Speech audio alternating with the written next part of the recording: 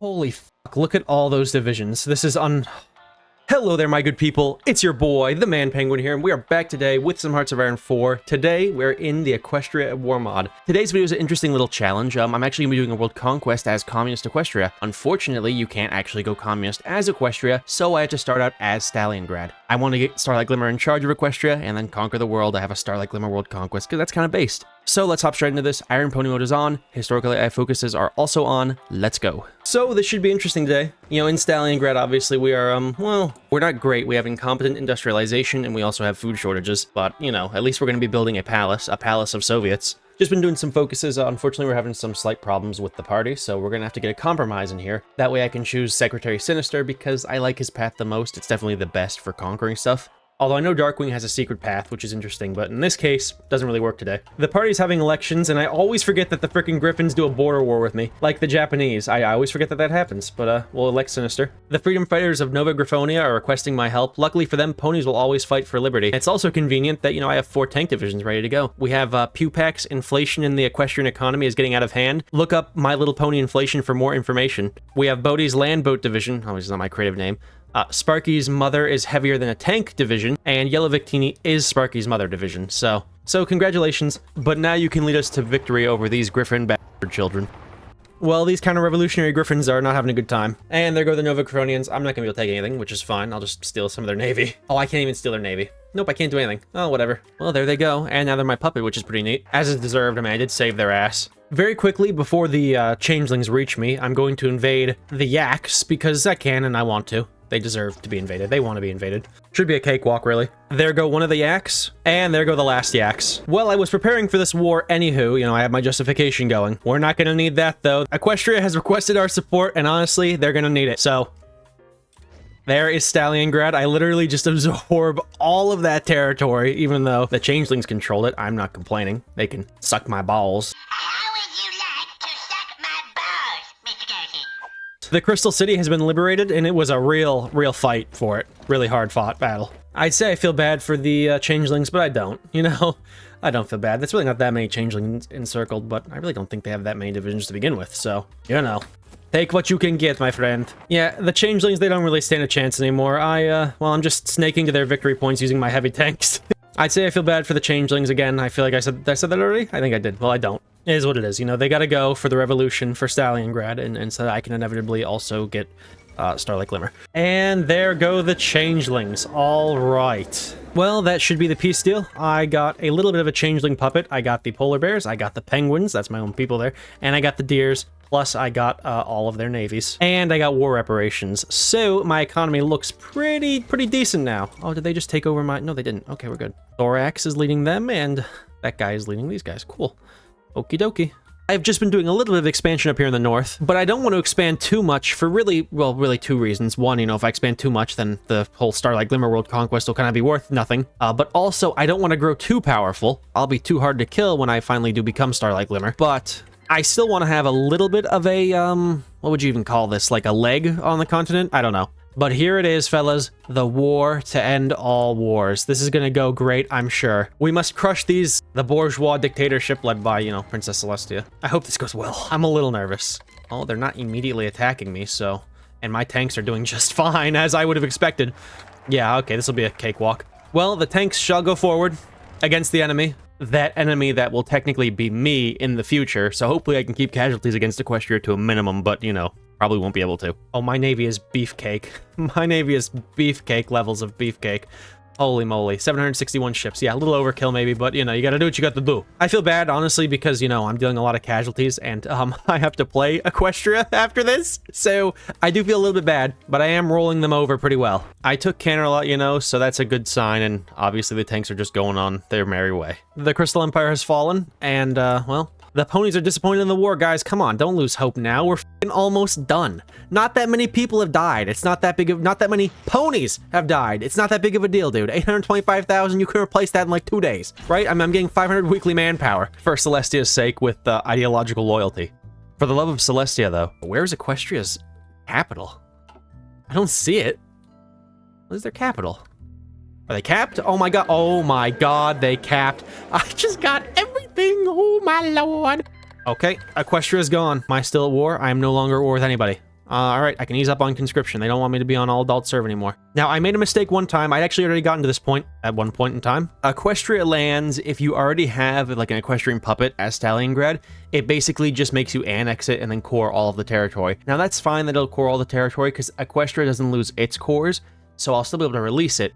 It's just that if I release myself now and then Stalliongrad does that focus, they'll just annex me again, and that would really suck because that already happened once and it completely ruined my game. So I'm not going to let it happen twice. But while that focus goes through, and even a little bit later than that, to be honest, I'm just going to sit here and just build tons of infrastructure in Equestria and factories and stuff, because being a puppet sucks, so I might as well at least give myself the best jump while I'm still Stalliongrad and still very powerful. Triumph of the Revolution, do we want to move our capital? Well, considering I'm going to release Equestria soon, it kind of be redundant to do that. Okay, well, I spent a lot of time building Equestria up. It has full infrastructure. It's mostly built up with factories. I also spent this time kind of sort of neutering Stalliongrad. I turned like every mill that I could into civs. So very quickly, we're going to begin releasing every nation as a puppet. You might say, oh, why are you going to do that? Why release them as a puppet? Don't you want to release them as something else? No, I don't want to release them as something else. I want them as a fucking puppet. I'll release the Crystal Empire. Sure, you know what? I'll release our town. Why not? Starlight's Village. And then finally, releasing Equestria as a puppet, and I'm playing as it. I have to release it as a puppet so that it'll go communist. I can't just release it. Oh, but there we are, the Socialist Republic of Equestria, led by Starlight Glimmer. Now, in 1026, this is where the fun begins. As I said before, I did beef myself up quite substantially. My industry looks like shit, so we're going to very quickly purge that and readjust. I'll let the Navy build how it has to build, and once I'm done doing that, well, I'll see you guys when I finish making the country look somewhat decent. All right, so I have a whopping 38 ships for my Navy, so not ideal. I guess I do have 0 divisions, so that's slightly problematic. 14 divisions, but okay, 14 divisions, that's not bad. My industry, I very quickly took a look at. I still have factories, but I have no steel, so right now I'm not producing anything at all. I'm just producing some guns, I guess. But once I get steel, I'll start producing. I think most of my stuff is going away to Stalliongrad right now, I believe. So I'm focusing like all of my efforts on upping autonomy. So I'm just building a ton in Stalliongrad right now. Did they just declare war on me? Oh, they did. Oh, that's such cock. Oh, that really sucks. I did leave Stalliongrad with my Navy, so they have 736 ships. So realistically, they should not get naval invaded. But I guess we'll see when that happens. I also left them with my tanks. I didn't mean to leave them with my tanks, but I left them with my tanks. I probably should have just kept that territory under Stallionggrad's control, so that way they didn't get declared war on. Alas, what are you gonna do? There are a lot of forts over there. A lot of forts. I built a ton of forts over there just for fun. But I can't be worried about what the Griffins and the Stalliongradians are doing, you know. I'm mainly focusing on my industry, my Air Force, my Navy, my Army, and obviously becoming free, because if I want to do World Conquest as Starlight Glimmer, I have to be a free Starlight Glimmer. And I'm going to instead focus my efforts elsewhere. Stalliongrad, you are so dumb. One thing that I will say is quite humorful is the fact that I do get to have Princess Luna as my freaking chief of the army. Now you'd say, oh, well, she's not very good, and that is true, but I'm still going to keep her as the chief of the army. She's also a field marshal, as well as Sunset Shimmer and Starlight Glimmer, so I have plenty of options when it comes to generals. I also have Applejack, who's only level 2, so she's pretty fucking useless. Maud, she's great. Pinky, Big Mac, Soren, Fizzlepop, Berry Twist, you know? Plenty of generals to choose from. Certainly a little interesting when you consider they gave their allegiance over to the Socialist Republic of Equestria, but I'm not going to complain. It makes the World Conquest more fun, honestly. Unfortunately, I can't get Rainbow Dash, and I can't get Twilight Sparkle. So much of your freaking... oh my god. Yeah, you're not meant to go communist as Equestria, unfortunately. But I won't let that stop me. Unfortunately, though, of course, Stalliongrad is absolutely getting clowned on by the Griffonian Republic. Little disappointing, but so long as the Griffins don't land on our shores, we should be fine. I just landed on the island here just to let the Griffins basically attack me so that I could grind autonomy points. I'm not going to go anywhere because their tanks are numerously outnumber my tanks. But you know what? Letting them attack me gives me war score, so... my allies, of course, are completely useless there. I mean, God almighty, that's a lot of tanks. I might have neutered Stalliongrad too much in my desire to make them conquerable. The Griffonians are holy moly levels of powerful. It's scary. I can officially become free, though, luckily. Now I'm actually a free Equestrian Socialist Republic of Equestria. There's 2 of us. I've unfortunately ran into a new problem, which is needing world tension to justify war goals. So...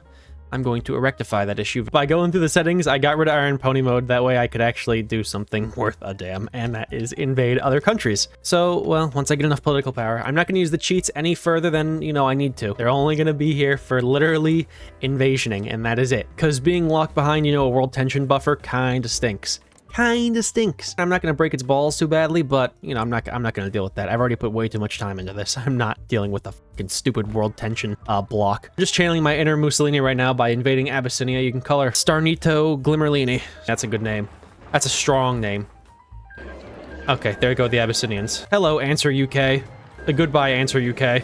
All right, we're looking thick now. Well, we're definitely looking a little bit better than we were. Things are starting to turn around. Obviously, I did have to cheat to get here. I still have to cheat because I still don't have enough world tension. You know, I don't know. I don't know if I agree with world tension existing. Like, I'm communist. I have enough justification to invade the world. I don't need world tension. Are you kidding me? I'm trying to liberate the proletariat. I'm trying to liberate the proletariat? Ponytariat? Ponyletariat? I don't know. You get the idea what I'm trying to say, though. I shouldn't need freaking world tension to do that. While I invade the southern continent here, I'm gonna start peppering the Griffins with thermonuclear bombs, simply because I want to annihilate their ability to resist. They are very, very powerful. They have a lot of factories. They have a lot of air force. They have a lot of factories. They have a lot of everything. And so while I get sidetracked down here in the south doing what I need to do, I'll just continue to annihilate the Griffins with nuclear bombs because, you know, that's kind of what you gotta do. But, you know, I'll just continue along doing what I was doing and invading these southern dumpy places because I need them for resources mostly. Nothing wrong with that either, might I add. You know, there's nothing wrong with invading a nation for its resources so that you can have them. Perfectly justifiable.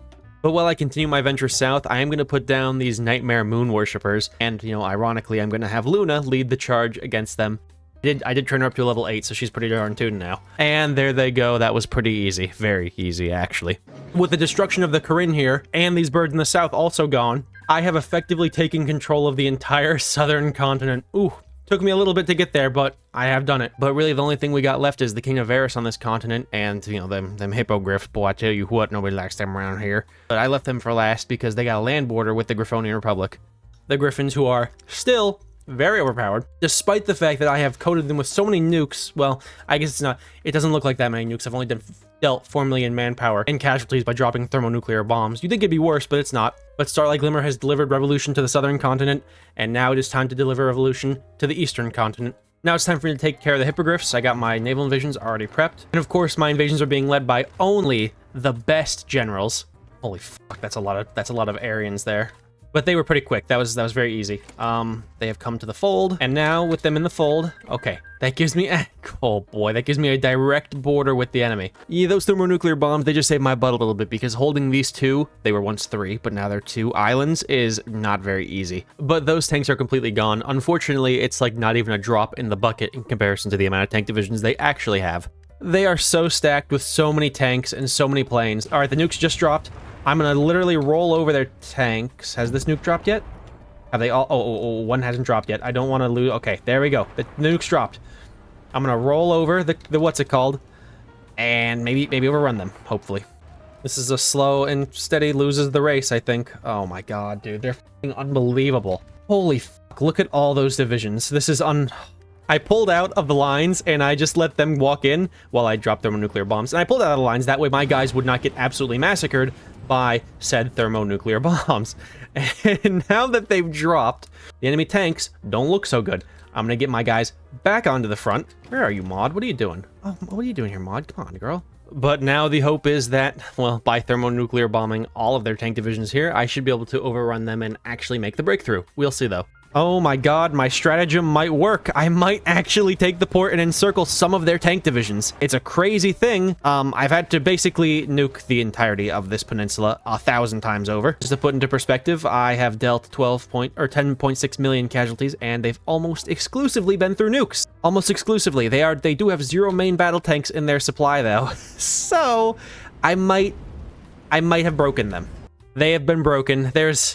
They've been broken. They can't stop me now. Even though they have 288 divisions, they cannot stop me because they hindered on their, like, 200 tank divisions, and they ain't got them no more. And I do have 200 tank divisions. But before the Griffin's cap, might as well show off the war casualties. I took about 750,000, well, 775,000. The Griffins took 20 million. They took 17.8 from me, and my allies took 30.19 million casualties in their various dealings. Stalliongrad really disappointed me, 7 million casualties. I'm very disappointed in you, Stalliongrad.